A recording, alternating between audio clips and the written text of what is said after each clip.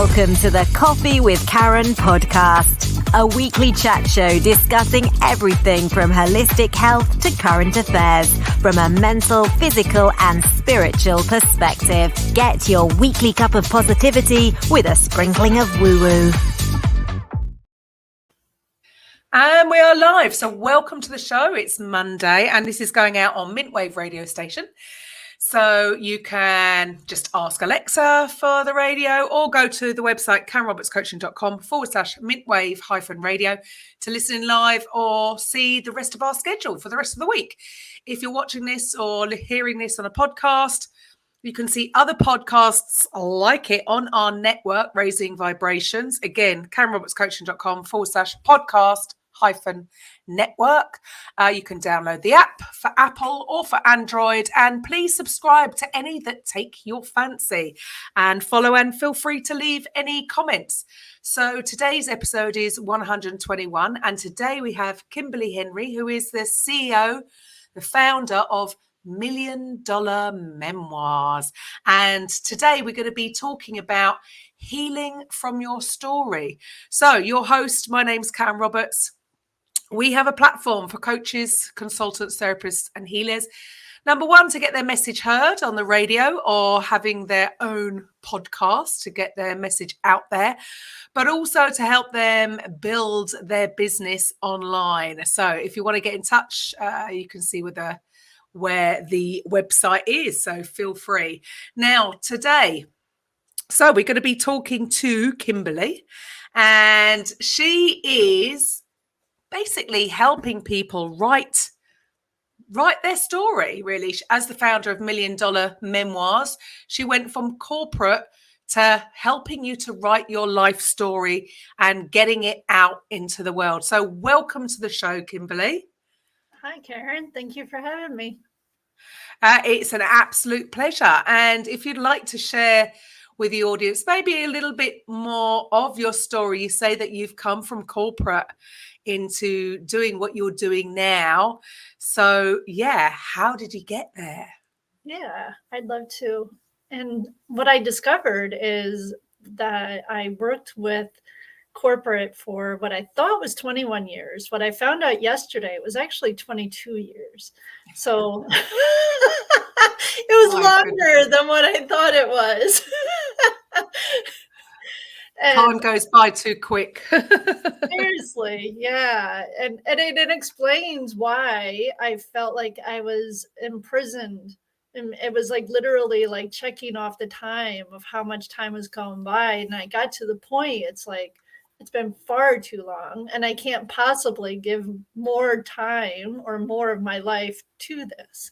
And so how I got into that was I was young and pregnant, and my mom had the foresight that I was going to be a single mom because I had the rose-colored glasses.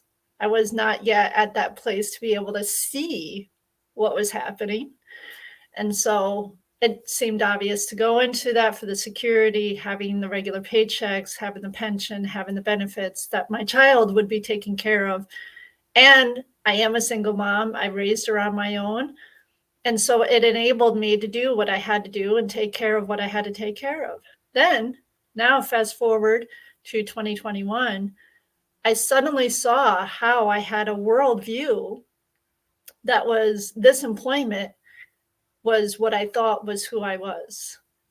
And so when I shifted that whole worldview and realized it served me all up until this time. And so then what was possible so that I left that to really do what was meant for me to do, because I knew that this never aligned with me. And my body was speaking to me at the end, because day in, day out, my body was in so much pain. My chiropractor was telling me that I had to make a change. Right. So that's when I took the courageous leap to leave that and step into what really makes me happy, with the mission of helping people to get that they can heal from writing their story. Because it's not just writing your story. It's so cathartic to go through the process and to experience that forgiveness, that compassion, and to know, like myself, I can no longer deny who I am, because now I know where who I came from and where they came from, if that makes sense. Yeah, look, so many people do the same thing, do they not? You know, we've been conditioned through schooling to, you know, do well at school, either go on to uni or college, to get that good job. And like you mentioned there, it's, you know, especially being a single mum, you know, I hear you, I'm a single mum, to have that safety blanket of a regular paycheck. You know, you're going to get X amount of money at the end of the month.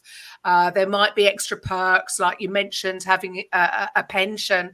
And it's almost like we are fearful of risking anything because we could be giving all that up, right? Yeah. So, you know, you're not alone there. I'm sure there's many people out there that have found themselves in similar positions where they're in a job that they don't necessarily like. It's certainly not following their passion, but it's the so-called safe option at that time. Yeah, for sure, definitely. And it served its purpose. So I'm grateful I had it because it did serve its purpose. Now it's like, now I'm really learning, shifting that mindset, because it's a different thing going in knowing what I'm doing for someone else. It's another thing to be doing it on my time, on my own, and in my way. And scary in the beginning, isn't it? Like I said to you when we first met, it's a journey. Absolutely. Well, because it doesn't happen overnight. I suppose the difference is when you're working for a big company that may have been going for years and years and years and years, they already have their procedures and strategies and processes in place. You come in with possibly lots of training. Some companies don't, but in general, you know exactly what is needed to do every single day to get your job done. So you don't procrastinate about it. You don't, you know, you just get on and do the job. All of a sudden, transitioning, which I see the biggest challenge is transitioning from being an employee to being a business owner. And most people start out with their business without processes and strategies in place. Yeah. So procrastination, overwhelm can set in, and it can be, it's the unknown, isn't it? We've been conditioned to be fearful of the unknown. But so what you've chosen to do, though, what brought you to that? I mean, when you say you were in corporate, what sort of work were you doing, and what made you realize that this was actually your passion? Well, I was working with the state. And so I was basically like administrative and doing that kind of desk work. And I did the desk work that whole time for the whole 22 years, just in different offices with different things. The overall commonality of it was always serving people. So serving people who were disabled, serving people who were domestic violence victims, serving people who needed health insurance, but it was always serving others in that capacity. And what helped me to get to where I am is that once I wrote my story, I realized, well, I went to coaching school and I could use the skills that I learned there with listening. I wrote my story and I could mesh those together to help people to write their story. So then I can share that experience with people of having that peace and that forgiveness. And when you put your story out there for other people, you're inspiring others to see maybe a possibility that they don't currently see for themselves, because we all think like we're alone and we're just in it by ourselves, when true now, and we saw this when we met, that we're interconnected no matter where we are in the world. Well, absolutely. Especially these days. I mean, the power of the internet is pretty phenomenal, isn't it? So when you talk about sharing your story, I mean, everyone's got one, and everyone's been through difficult times. I mean, I'm sure you've not met anybody, I haven't yet, that's had things plain sailing and have never experienced any kind of trauma. They've had the perfect life that has led them to where they are now. So When you say about, you got your story down, would you like to share with the audience a little bit about that? Yeah. So where I came from and how I came into this world is with 2 alcoholic parents. And so I have a sibling. However, the age difference, I have always felt like an only child, because what I experienced, and this is common, what I experienced was totally different of a childhood than her experience because of our age gap and the eras of the generations. And so their alcoholism progressed as I got older. And so I experienced the domestic violence. I didn't know it was domestic violence then, but the throwing things at each other. And we often were evicted from homes. So when I was a teenager, I got to live with my grandmother because we were evicted once again and had no place to go. And the emotional abuse, because they were both constantly drinking, not only with each other, that emotional abuse, but really the emotional abuse that I endured as well, because my mother didn't know how to handle. And so she would shut down, which then made me feel a certain kind of way. My father, on the other hand, I'd always be batting with him because I was always making my point to him. So it was 2 totally different experiences with both of them. And I repeated the patterns.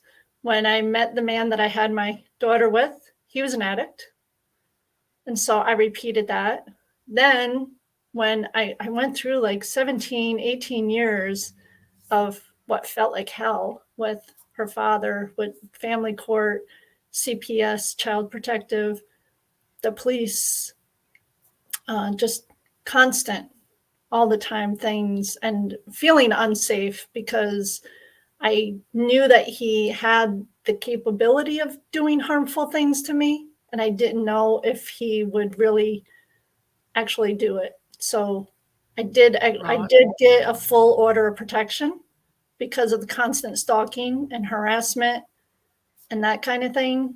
My daughter was also allegedly, which I do believe now because of what occurred with him later on, that she was sexually abused by him on an unsupervised visit. And the courts made me continue the unsupervised visits because it was alleged. So it was just all of that raising her. And so then when I really worked on myself with realizing how deeply rooted the codependency was, that I didn't know who I was.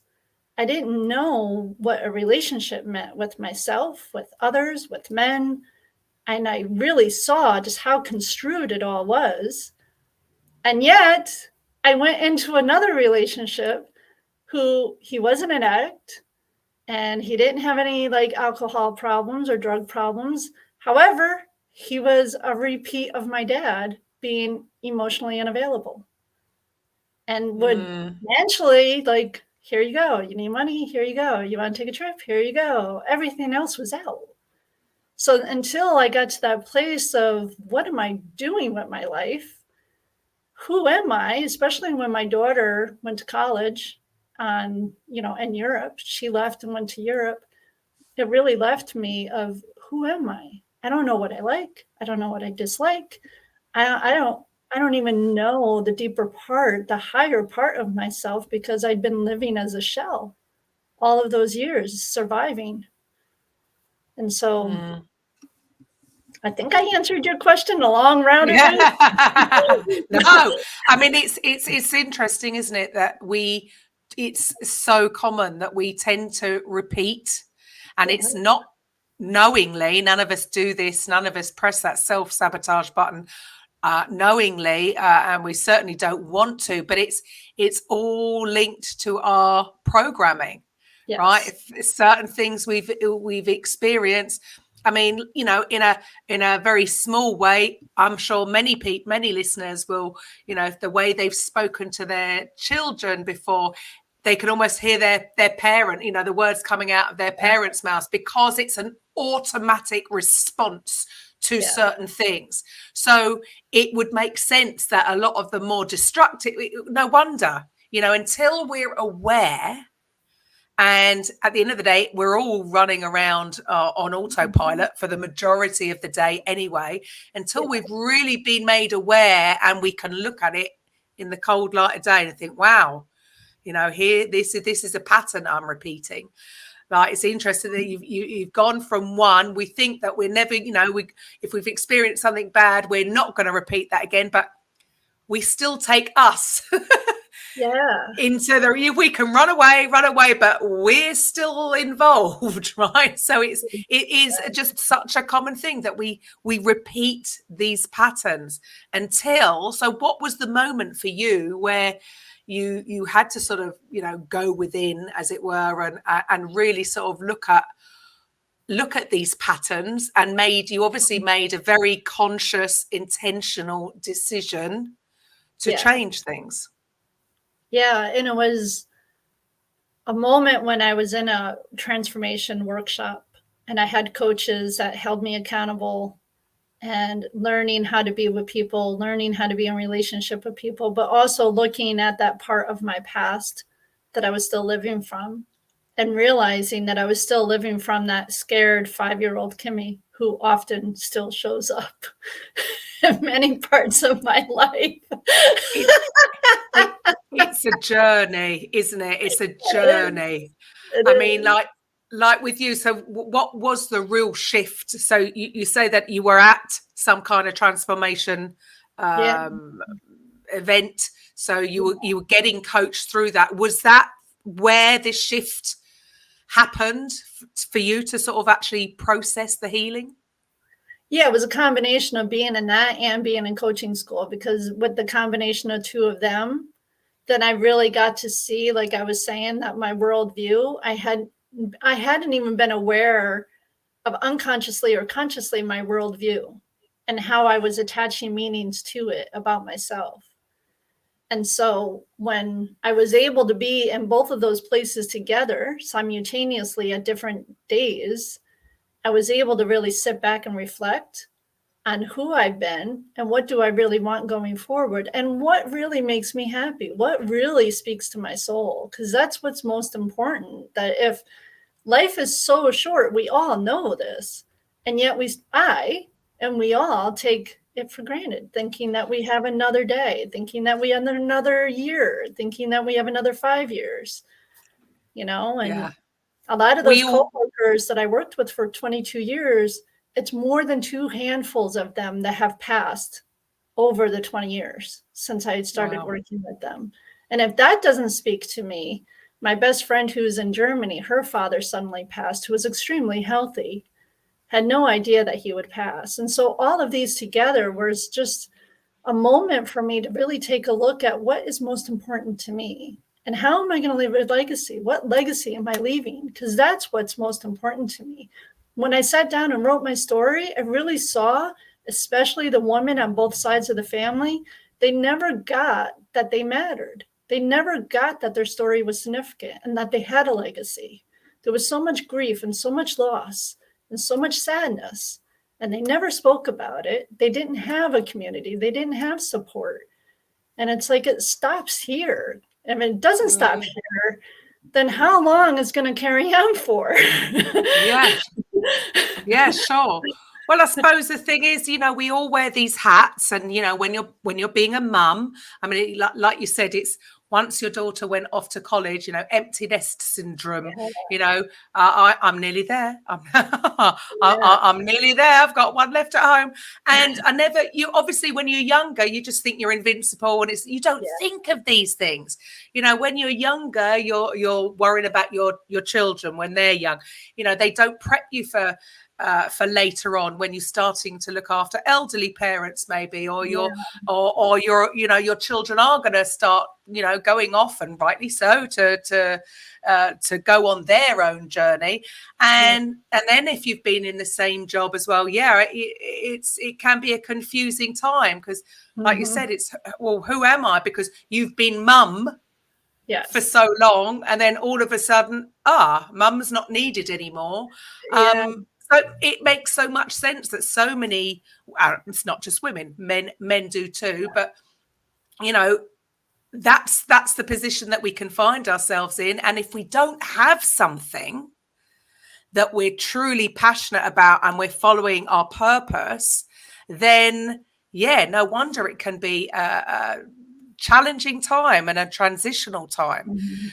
So for you, I mean, were you somebody that read a lot of books before? Were you into writing? What made you come to the realization that this is what you're good at and this is what you're going to pursue?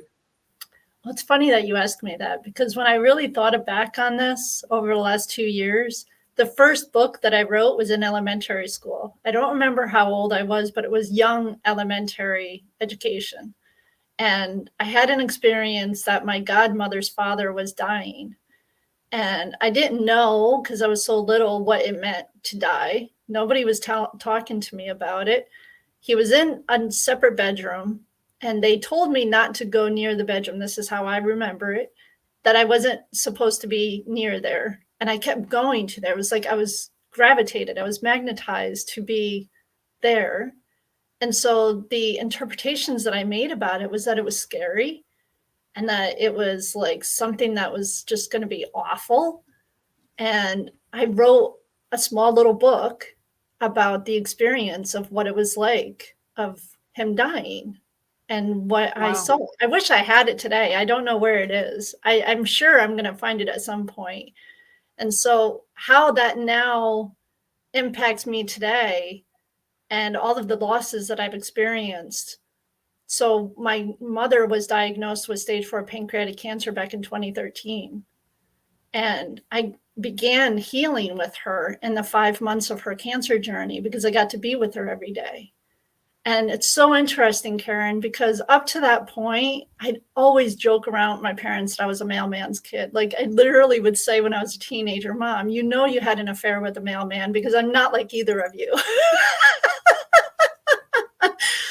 So one day we're sitting at her chemo treatment and I was handling it all. I was looking up organizations that would help her with food, that would help her with gas, that would help her with anything that she could get help with, as long and taking on a full-time job and having my child who was a teenager. I was doing it all and taking her to the appointments and managing her medical information.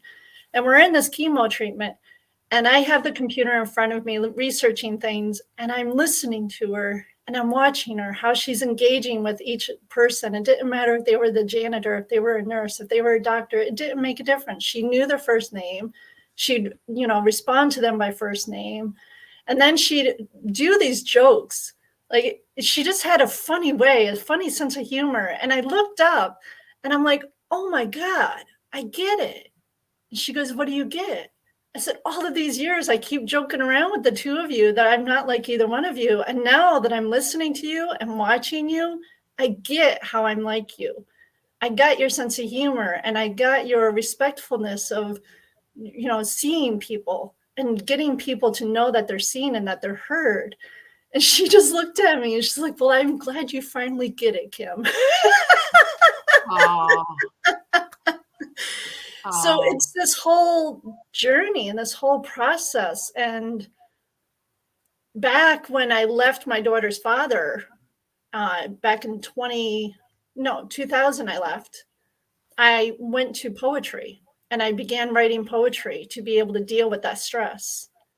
Some of it wasn't very nice. And I knew that I could put it on paper and I wasn't going to be put in jail for doing something that I shouldn't have been doing.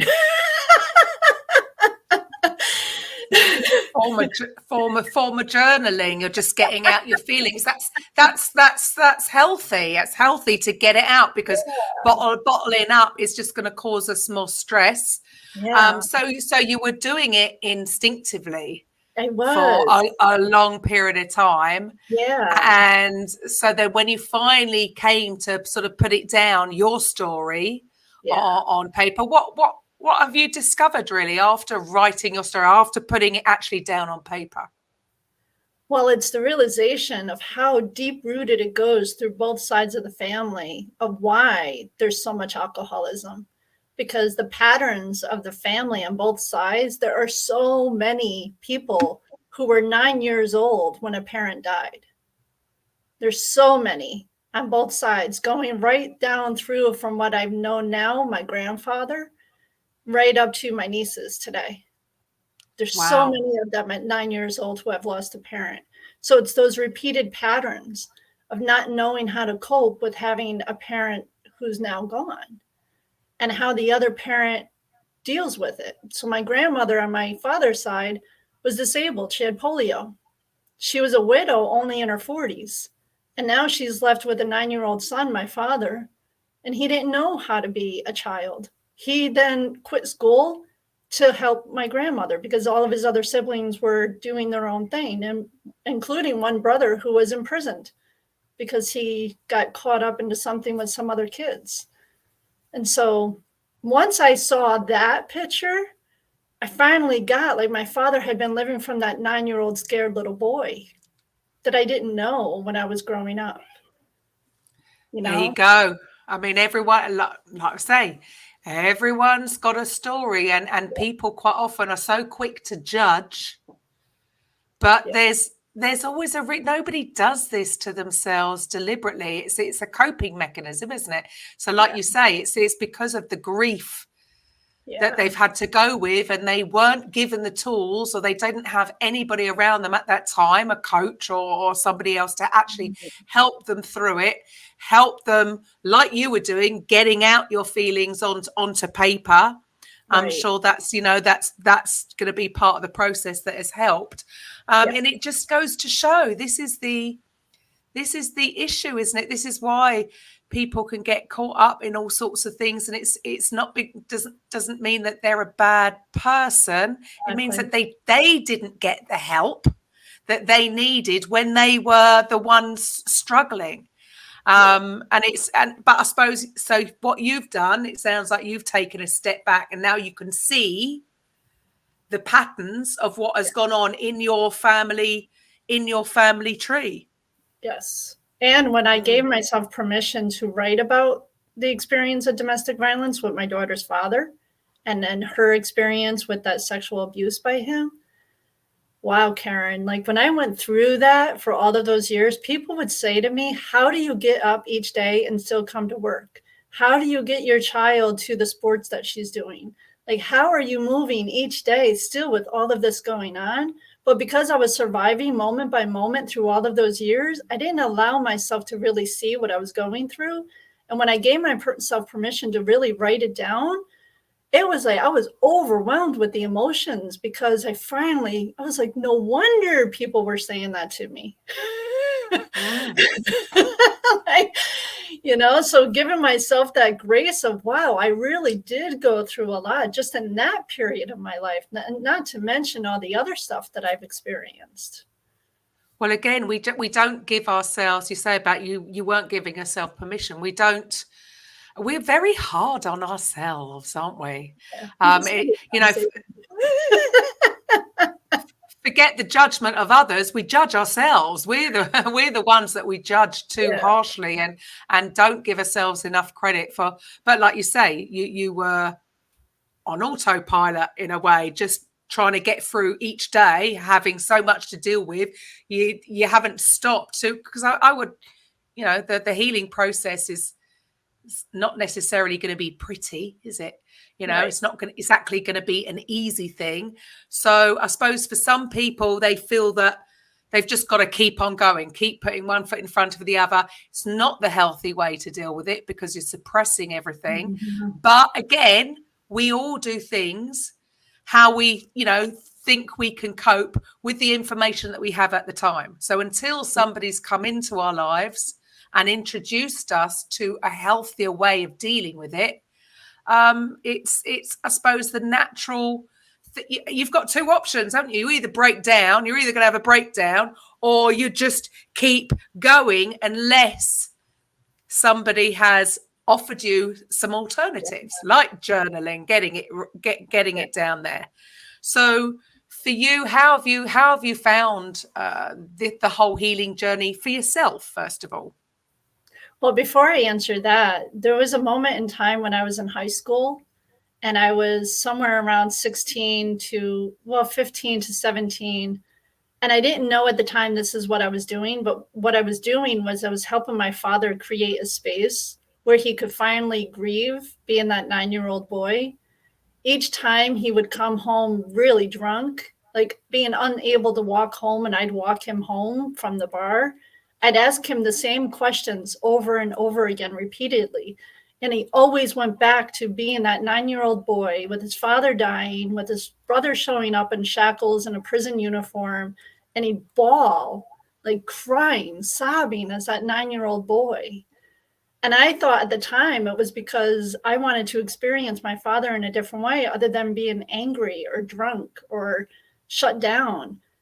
But what it really was is I was allowing that space for my dad because he didn't have anybody else who was having that space for him to be that. Does that make sense? Yeah, totally. Yeah. You've created a space for him to release all that, Yeah. where he hasn't. So that actually helped him heal, did it? I feel like it did, because he was still miserable before he died because he didn't know any other way to be. He'd get caught up in his circumstances. He'd get caught up into his failures. And this is all stuff that I'm also going through, that I'm learning how to be with and not to make up stories about it. And at the same time, I feel like because of that period of time, I allowed that to be with him. He was able to let go of things that he didn't hold on to that anymore, if that makes any sense. However, he still got caught up into other things of his life because he didn't know any other way.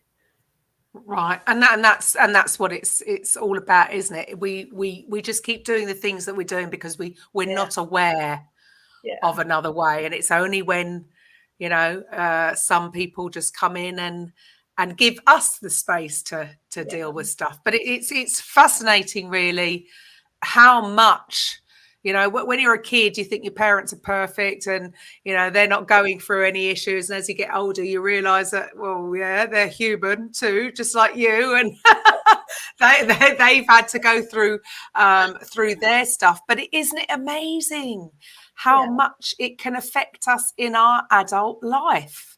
Yeah. We think, I don't know why we think that, we're brought up to believe that, that was then and now get on with it. Like, why wouldn't it be coming through? Yeah. So then, to answer your question, excuse me, about the healing process, I really am at a place where both of my parents have passed. It's been decades since my dad has passed, and it's been so many years since my mom. And I have a new relationship with my dad, even with him having been deceased for all of these years, because I'm able to be about it, that I don't have to hold on to things like I was before in the past. And so now I can even look at my teenage self and how angry I was with him. It was just because I didn't feel like I was heard or seen or validated, but he didn't know how to see me. He didn't know how to hear me, and he didn't know how to validate me. Right. So forgiveness. Definitely forgiveness. Yeah. Yeah. Yeah. It always comes back to that, I suppose. Yes, definitely. So now, where you're at right now, you are. How did you come up with this idea for the memoirs? Yeah, Million Dollar Memoirs was born in 2022. And I was going through a process of, what do I want to create? Who do I want to help? And what does it really mean? And the Million Dollar Memoirs is more about the obstacles that I went through to allow myself to give myself permission to write. And one of the main ones was to get that my story is worth something. So Million Dollar Memoirs is from the basis of everybody, like you said, has a story. And the basic thing is that we all have a story. We all have lessons to help other people to get. And that all of our story is worth even $1 million, if not more. It's more. But it starts at least $1 million, that your story is worth that. So you can get over the obstacle that thinking your story isn't significant or doesn't matter, And you can shift into allowing yourself to write it, allowing yourself to experience this forgiveness and this clarity on who you are and where you came from. And you can make money from it. Win-win. So you get paid to heal. Yeah. That's got to be the best way of doing it. So why do you think people are, I don't know, avoiding putting their story down? You mentioned there that some people may not think that it's a worthy story. I don't know. I mean, what's a worthy story? I don't know. Right. But why do you think so many avoid doing it? Well, myself, it was the fear of experiencing those traumatic events all over again. Yeah. Because who wants to go back to those times? It's so much easier to turn it off and to be blind to it, be numb to it, and keep carrying on than to really allow yourself to be with it and experience it. Well, we're designed, aren't we, to avoid pain. We run away from pain. In fact, running away from pain is a stronger motivator than going towards your goals, going towards what you want. I mean, I get it. You know, we talk about this a lot, and stress, and, you know, it's all down to our ancient systems that were put in place for survival. And, you know, we don't need some of them. I mean, we need some of them for short periods of time, but in general, a lot of these things have been put into place from however many years ago, and are unneeded. But I suppose in order to heal, do you feel that you have to? Well, not have to. Nobody has to do anything. But if you really, really want to heal and get through it all, do you feel that it is something that, even though it might be painful, you don't have to stay there and wallow in it, but actually facing it head on and writing your story, getting it down, it's a form of therapy, isn't it? It is going to heal once and for all. Yeah, definitely. And having a coach that's working with you is what's so key about it, because I know for myself, being raised in this environment, I still have that tendency today of I have to do it on my own. I have to do it all on my own. So no more ingrained into that unconsciousness of I have to do it on my own and it's all on me. And I chose to then work with a coach who supported me with all of these emotions that came up, then I was able to be neutral about it. Like you said, I didn't have to sit in it and wallow. That when I wrote for the first time, I chose to write about my mom and her cancer journey. And then I went deeper into it with her relationship with her mom. And then I went deeper into that, and I went into the relationship of my grandmother with her mom. And when I saw the patterns of my grandmother was 1 year old when her mom died in 1919. And by the time she was 16, she lost all of her family. Wow. And so, of course, she didn't know how to be a mother to my mother, and how that impacted my mother. And then how that impacted and how I understood why my mother was always at arm's length.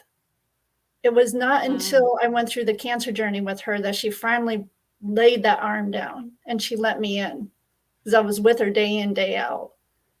And so when I finally got that, it really gave me that ability to be neutral about all of it, not to wallow, not to be a victim. I could choose to be a victim, or I could choose to be totally neutral about it and have clarity and understanding. And so that's why I'm so passionate about people doing this, because when you're working with a coach, you can choose a different way of being about it, because we're so normalized to being victims. And something you said there just about really, in a way, is accepting it. Yes. I suppose we want to run away instinctively because we don't want to face the pain, but sounds harsh, but it is what it is. You can't go back and change it. So when we finally accept Yes. what has happened. And I love that word, just being neutral about it. So rather than, oh, woe is me, and going into victim mode, just getting it out there. See, I suppose, stepping back and looking at your story from a neutral standpoint without getting caught up in the negative emotions of it, but still looking at it as your adult self. Yes. So that you can be neutral, is I suppose part of the process. Yeah. And so when I started writing about my mom, it only took me 5 days to write about what I wanted to write about with her. And I cried so much in those 5 days. And I chose not to go back to being that scared little girl of crying, because crying was always a negative thing for me. So I chose to just sit and cry and be with it. And I didn't have to make up anything about it. And so when that 5 days was over and I cried and I bawled my eyes out, I felt like I felt like the Grinch, and my heart just grew like 10 times bigger. Right. Well, you've released it. You finally let it go. I suppose, again, we've been brought up to, you know, keep it all in. Don't show emotion, and we shouldn't cry, and that's a sign of weakness. All these things that we've been conditioned, and I get it. Again, it's come from society, generational stuff, or society has made us that way. I don't know, as a way of dealing with past things that have, you know, gone on, wars, and dealing with after the Second World War, and then that's how they've dealt with it. So that's how what gets passed down from generation to generation. But do you think things are changing? Do you think people are realizing that actually maybe there's a better way? Yeah, that's what I love about the time that we're in right now. There's so much education. People want information. People want coaches. They want accountability. They want to let go of these narratives about having to do it all on their own or being too scared.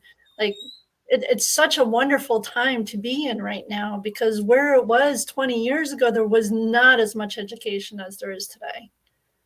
We've got it all there at our fingertips. Being ignorant is a choice, isn't it?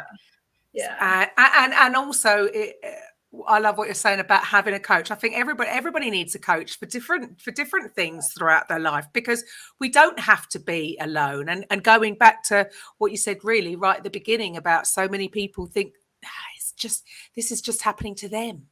And by hearing other people's stories, they can realize that no, it's not just you. There are other people going through it, and that's then an inspiration for others. Because why do it all? I don't know. Again, we've just been brought up to, you know, no, we can't ask for help because we must do this by ourselves. Exactly. Because otherwise that means we've failed. But you know, why do that? Why not speed things up, get it done with a coach? So with what you do and what you offer, so you're helping people get their story down. How do you work? I mean, if anybody's out there and maybe the thought of, oh, that's going to take so long, or the overwhelm, but it doesn't have to be like that if they're working with you. So how do you work with your clients? The two main things of how I work is working with me. So that means they're writing and I'm coaching them. I'm working them through the being afraid of the emotions, being afraid of reliving the experiences, the procrastination of what you said before, which is really fear. And I hate to break it to y'all who are writers, but there is no writer's block. Writer's block is fear and perfection. So working through all of those things. And like you said, it doesn't have to take a long time. It's what you're choosing to do. So if you choose that you want to write it in a period of time, we work out a very clear, precise, concise plan on what gets to happen so that you get it done in that period of time. Who do you get to be? What do you get to do to make that happen? And having that accountability, which was the key for me of getting it done. I did not start writing. This was a workshop that was, I think, 90 days. And I told my coach I was going to write. And I procrastinated and I procrastinated and I procrastinated. It wasn't until the last week of this workshop that my coach, literally every time I met with him, Kim, when are you going to get it done? Kimberly, when are you going to do it? And then finally in that last week, I'm like, all right, I'm tired of you asking me when I'm going to do it. I'll do it. Isn't that funny? Like you said, 22 years you were in a corporate job. Yeah. If you had waited 90 days to get a job done, you possibly would have lost your job, would you not? Yes, exactly. So it's all about the mindset. Isn't it funny when it's, but this is why, so there you go. So if you didn't have that coach, you may not have ever got it done. I wouldn't have. Because you were putting it off. Isn't that funny? And this is why I think it is. I think there's a coach for everyone. Yes. For all sorts of, for solving all sorts of problems, because again, it's ingrained in us. We will work better under pressure for some things, right? And depending on how much pressure that is, but you know, having like you mentioned, having somebody to be accountable to, so that you don't keep putting off and you don't keep procrastinating. So far better to get to. So is 90? I mean, you know, what is it about 90 days? There's something about 90-day programs that does seem to work. I mean, I come from completely different industry. Even, you know, when I was in the fitness industry, the whole thing, if you want to change your body, it's not going to happen in a week. It's not going to 90 days is a good amount of time to see transformation on every level, whether it's to do with your body, whether it's to do with your health, whether it's to do with your business. There's something about that amount of time.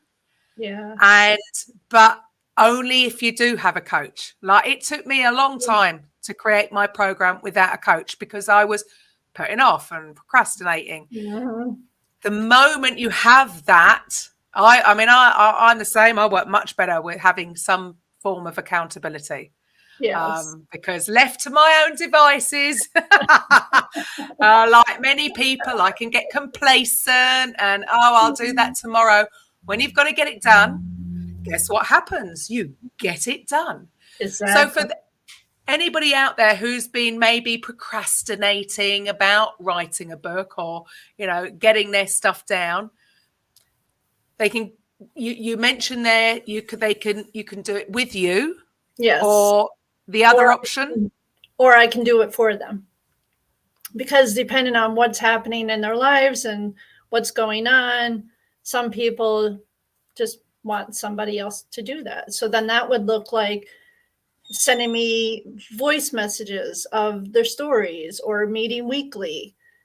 And so a combination of both, because it depends on how you learn. I'm a very visual person, so I like to see people. That works best for me. So and then that would be over depending on what they're looking at. What is their vision? Because it's really going down to what do they see in both scenarios. When I'm working with them too, it's what is their vision? What do they want to create? What do they see for it? So for the listeners out there, if they're sort of been toying about it and they're like, right, okay, I'm going to make this happen this year, how do they get in touch with you? To book a discovery call with me from my website. And I want to thank you, Karen, for having me on. And as a thank you gift, I also have a free ebook for your listeners. That is the 5 ways to recover from your own personal trauma. And so then they can go through that and they can start the process of working out, releasing this trauma, just starting it with some basic steps from the ebook. Brilliant. So for anybody who's watching this, and they can see the links down there, but to anybody who's just listening in, what is your website? I'm going to say the whole entire thing, which people don't usually say. https:// KimberlyHenryCoaching.com. And I say the whole thing because if you Google KimberlyHenryCoaching.com, you're going to get some other Kimberly Henry. There's lots of us around. There you go. Well, that's it. But keep it simple. So KimberlyHenryCoaching.com. And so there's where will they find that ebook? On your website?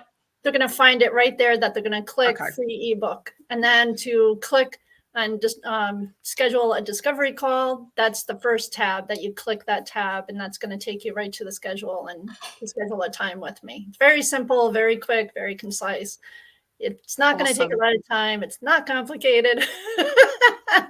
Well, that's it. Keep it simple. Keep it simple. Yeah. Well, I mean, writing a book is not being something on my list. See, I'll do this. I'll talk. Yeah. I'll talk it rather than write it. Yes. It seems to be you're either one way or another. Maybe one day I'll get it down. Audiobook. Sorry. Yeah, an audiobook.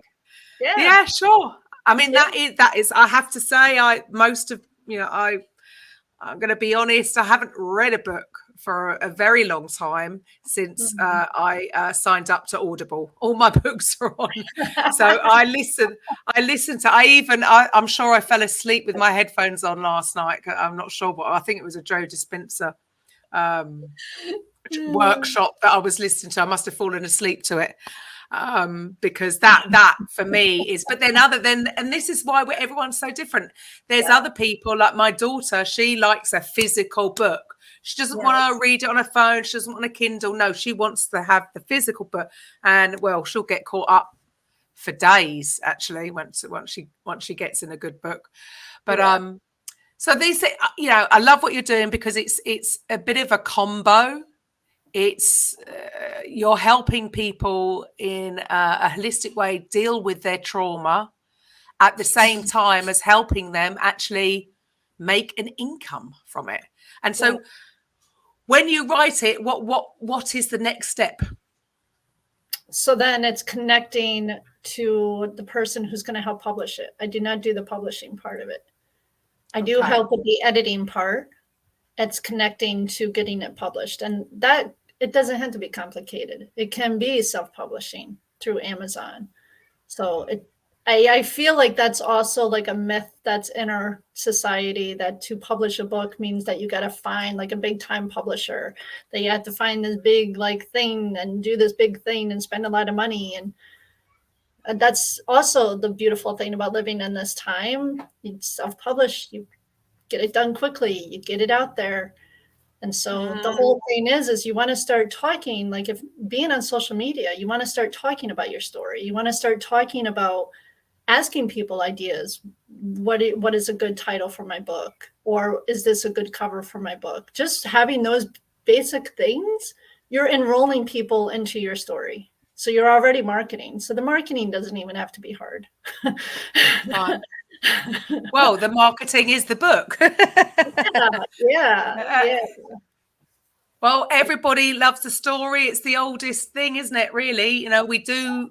This is why people. I mean, not that I don't even have a telly, but so I don't watch a lot of these, the soap operas or anything. But that is why most people are sort of hooked on telly, because they love a good story. We like to hear people's stories, and even if it is something that's people are dealing with and they are recovering from certain trauma. Again, like you said, it's about inspiring others to, if they're thinking, I went through that too. And, they've come out of it the other side and thriving. So could I.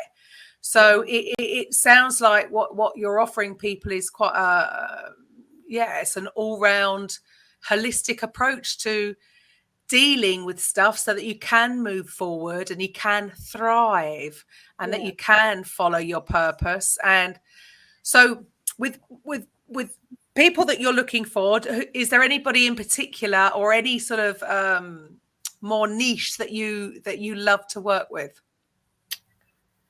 Really it's entrepreneurs who have chosen to step out of that comfort zone to create something that they didn't know was there before, and that they now look back and they see their story and what they've overcome, what they've persevered through. And in those are the lessons to share with people.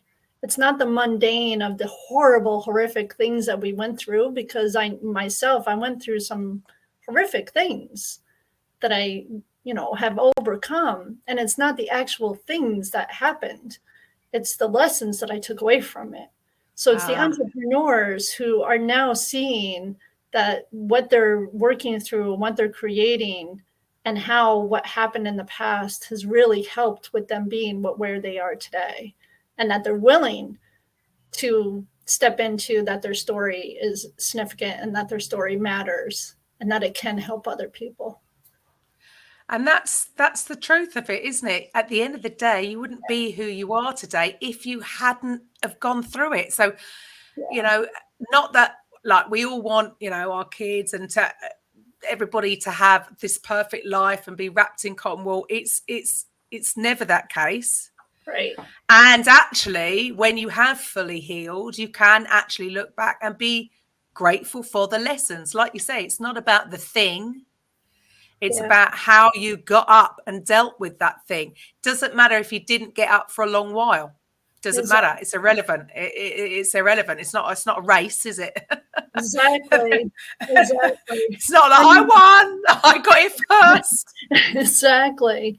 And, you know, like going back to what you were saying a little while ago, when I was a teenager and I thought that it was only me going through this because I didn't understand that there are other people who had alcoholic parents, because I felt so alone and I felt lonely and alone. I went to, and I had to actually go to the library and I had to look through the book catalog and I had to find a book, and I went to celebrities because that's what our mainstream brings us in our face. And as a teenager, that's what I was interested in, was people who established themselves living a life that seemed to be something more than what I thought was possible for myself. So I went to Suzanne Summers, who had alcoholism and her story. And then Oprah Winfrey, who experienced and endured all kinds of abuse. And so I went to those stories. And once I read them and I was, wow, these people endured this. If they can endure it, it's like you said before, that if they endured it, then it is possible for me. Just who do I get to go to? And so as a kid, I learned that I had people accessed in my life that I could go and ask for support. I went to counselors in school. It was the only reason why I graduated from school, was because I had a counselor that I could see, especially every Monday. The weekends were the hardest to get through. And so every Monday I had the ability to walk into his office. He let me scream into a pillow. He let me throw stuff at the wall. He listened to me.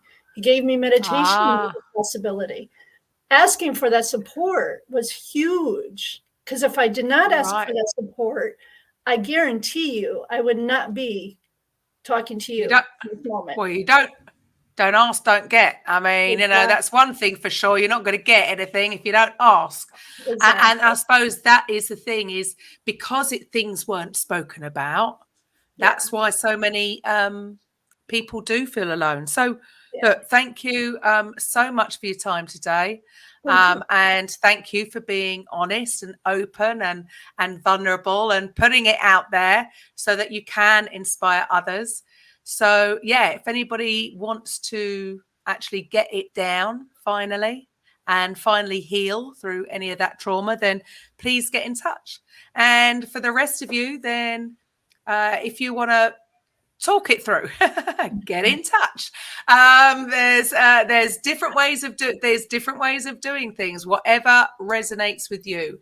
And so, thank you for your time. And I will be back on Tuesday. So bye for now. Coffee with Karen podcast, a weekly chat show discussing everything from holistic health to current affairs from a mental, physical and spiritual perspective. Get your weekly cup of positivity with a sprinkling of woo-woo.